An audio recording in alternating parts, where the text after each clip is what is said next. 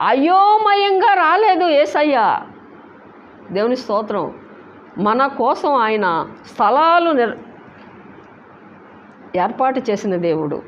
మనకి ఈ భూమి మీద నిజంగా మనకి స్థలం కావాలి, ఇల్లులు కావాలి. కానీ మనం ఏం చేయాలంటే మనకి స్థిరమైన నివాసాలు దేవుడు మన కోసం ఆయన సిద్ధపరుస్తున్నాడు. దేవుని స్తోత్రం. వాటి కోసం మనం ప్రయాసపడాలండి. అందుకనే పరిశుద్ధ గ్రంథంలో పత్రికల్లో భక్తులు ఏం చెప్తున్నారంటే, పరిశుద్ధాత్మ దేవుడు రాసినటువంటి మాటలు, దేవుని స్తోత్రం, పైనున్న వాటిని మీరు వెతకండి.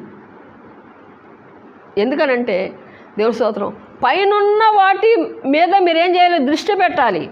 భూ సంబంధమైన వాటి మీద మీరు దృష్టి పెట్టొద్దు అని చెప్తున్నాడు. ఎందుకనంటే పైనున్న వాటిని మనం వెతికితే దేవుని